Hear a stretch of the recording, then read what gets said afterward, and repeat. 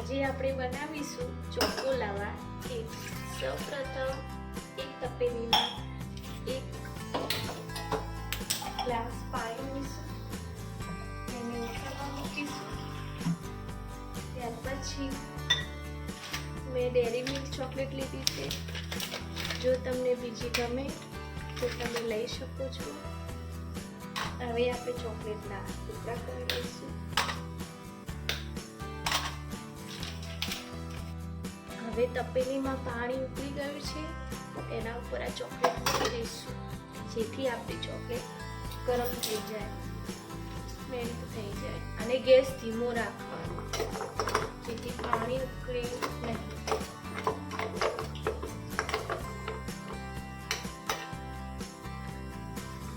દૂધ નાખીશું પહેલા.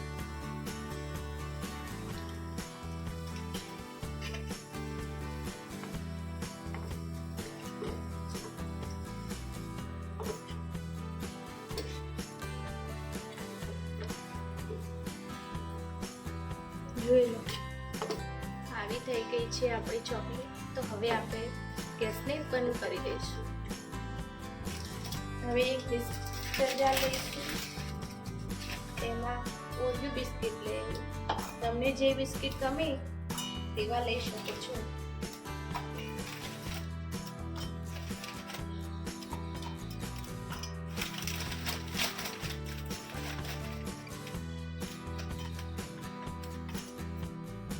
હવે આ મિક્સર જારમાં આપણે ક્રશ કરી દઈશું. આપણા ઓરિયો બિસ્કિટ ક્રશ થઈ ગયા છે. એના અંદર એક ટુકડો બિસ્કિટનો રહેવો જોઈએ ને તેવું ક્રશ કરો. હવે આપણે એક વાટકામાં તેને કાઢી લઈશું. હવે આના અંદર થોડું દૂધ નાખીશું.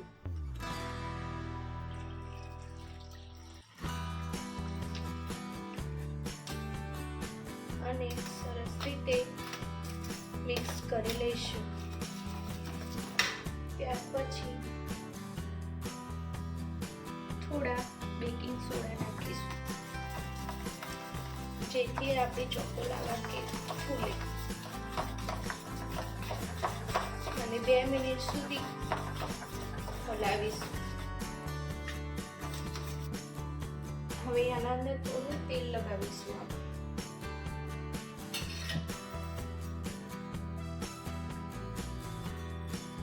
તેલ કાં તો બટર લગાવી શકો છો.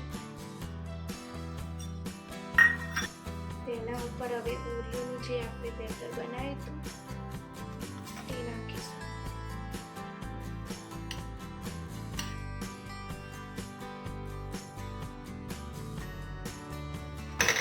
એના ઉપર ચોકલેટ ઓગાળી હતી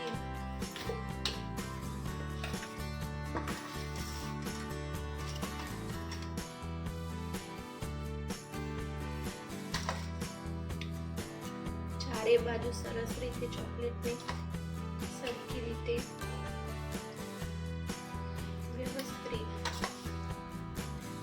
પાથરી લેવી, જેથી આપણો ટેસ્ટ સરખો. હવે એના ઉપર આ નાખીશું ચોકલેટ પાથરી. તેના ઉપર ફરી ઓરિયો બિસ્કિટ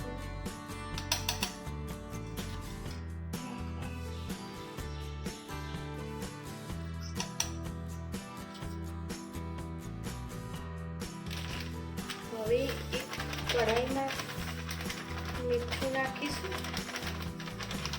તમે મીઠાની પેલી ગમે તે લઈ શકો છો. હવે આપણે ધીમા તાપે 2 મિનિટ સુધી મીઠાને પાડીશું. ત્યાર પછી આના ઉપર આપણે કોઠીનો મૂકીશું.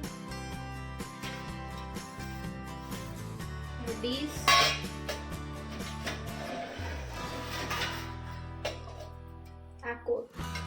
આ કેક ઓવનમાં પણ બને છે, પણ આપણે સાદી રીતે બનાવીએ છીએ. હવે આને 15 થી 20 મિનિટ સુધી ધીમા તાપે થવા દઈશું.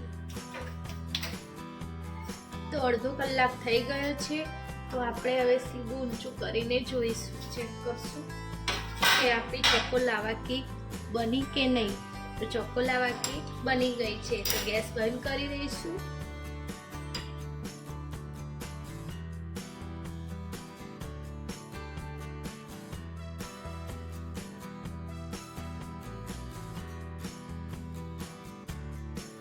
જો તમને અમારા આવા અવનવા વિડીયો જોવા ગમતા હોય તો અમારી ચેનલને લાઈક કરો, શેર કરો અને સબસ્ક્રાઈબ કરવાનું તો ભૂલતા જ નહીં.